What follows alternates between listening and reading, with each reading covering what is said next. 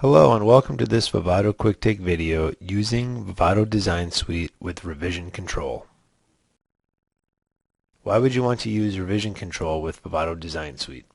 It automates the critical management of the development. Milestones are backed up, you can revert to a previous milestone if necessary, and changes are logged so you know who made a change and when they made that change. If set up properly, it can also reduce compile times, because you can take advantage of dependency tracking and only build when the input changes. You can also take advantage of parallelism because independent steps can be run in parallel. We found that most of our customers use some form of revision control, and in fact the Ultrafast Design Methodology Guide UG949 recommends using revision control with Vivado Design Suite. This slide shows the names of 12 commonly used revision control systems. Some of these are commercially available and others are open source. So on the previous slide you saw 12 revision control systems. That's not a comprehensive list. So because of the large number of revision control systems available, Vivado's revision control philosophy is to be designed to be friendly to revision control systems. It does not provide direct integration with any one specific tool. So we generally prefer ASCII-based internal files whenever possible. So for example, our XML project files. We tolerate hidden dot files and read-only sources locked in revision control. Some but not all of these revision control systems add hidden dot files to manage some of these sources, and then also mark the files as read-only if they're currently locked in a revision control system. And we also try to minimize file updates when opening projects and only write to files when necessary. We've also designed Vivado to work with a number of different use models, so both in the GUI flow and the non-GUI flow, project flow and non-project flow, and also with revision control systems set up as both distributed or centralized systems. So Xilinx has two documented revision control strategies. The trade-off is flexibility versus the number of files that are required to manage. So in the lower left corner, if you have a smaller number of files to manage, you have a reduced amount of flexibility. And the scenario in the upper right corner, you do have a larger number of files to manage, but in trade for that, you get much more flexibility. So Xilinx recommends the scenario in the upper right corner, which provides the maximum flexibility. It gives you the option to use an IP in a future release of Vivado without upgrading, and the other benefit is you get a shorter runtime to rebuild the project because all of the sources do not need to be regenerated every time. If you choose not to use this strategy, there is the alternative documented flow on the minimum number of files that are needed to be checked in. However, be aware that the trade-off is reduced flexibility and additional runtime. So let's get into an overview of the recommended directory structure to get the maximum benefit when using Vivado with the revision control system. So a key is to manage different source types in separate remote directories. You can use a work directory to compile the design and to create Vivado projects. When you set up your Vivado project, use remote sources from these various directories and elect not to copy them into the project. Keep them in their current location. And then either manage revisions from the remote sources area directly or use it as a local sandbox for the project. So on the right hand side, this graphic shows a typical scenario where you have your design, underneath that is a working directory, and then at the same level as the working directory are the various sources, the RTL sources, the IP sources, the constraints, etc.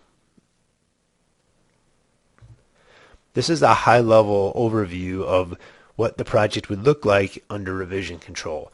So the things in the gold clouds are the things that are checked into revision control. So we have our project, our XPR file. We would manage that with the revision control system.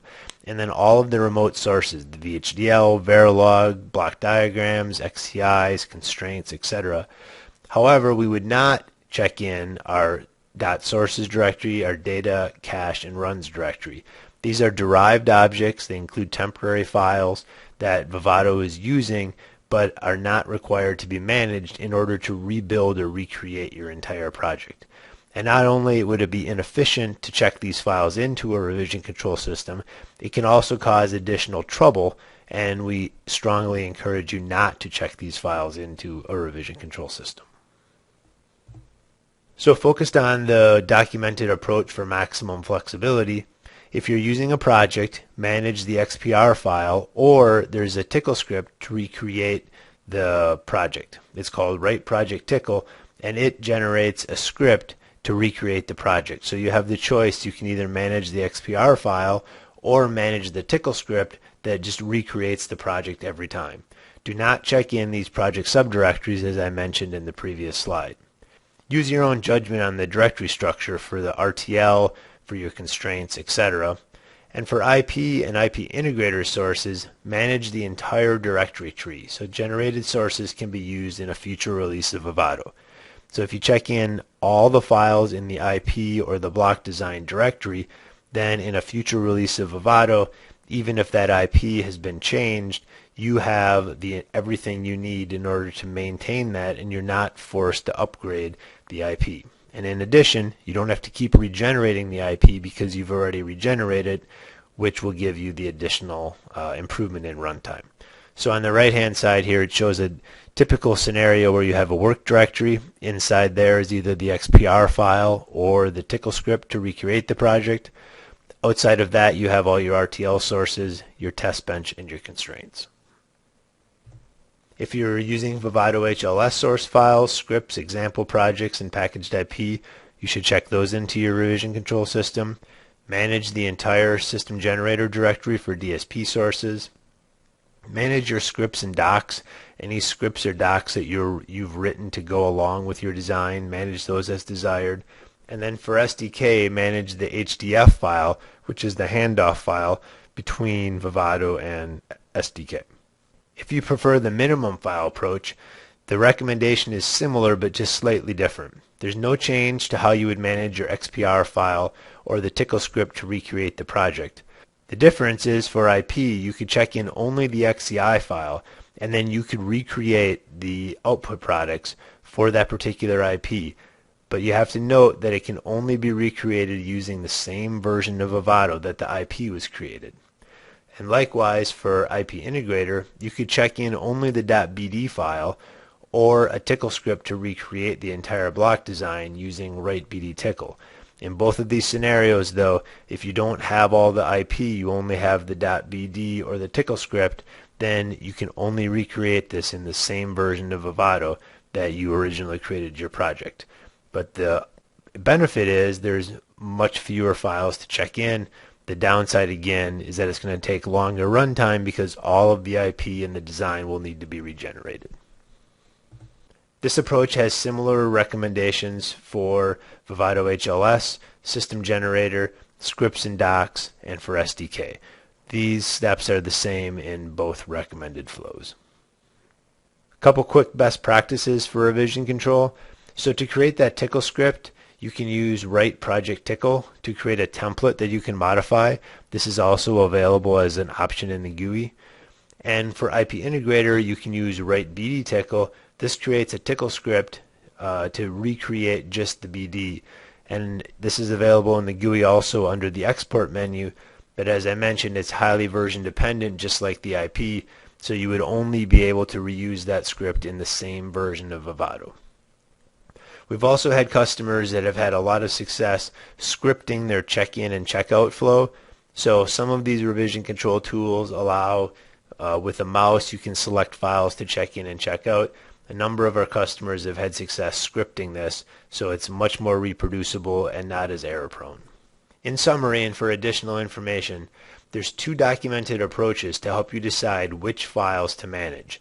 One approach provides maximum flexibility and the least rebuild time, and the other approach provides the minimum number of files that need to be managed. The Xilinx recommendation is to use the maximum flexibility, least rebuild time approach. The key is to use remote sources and not to try to manage the project directories. Only the project file or the tickle script to recreate the project is what needs to be managed.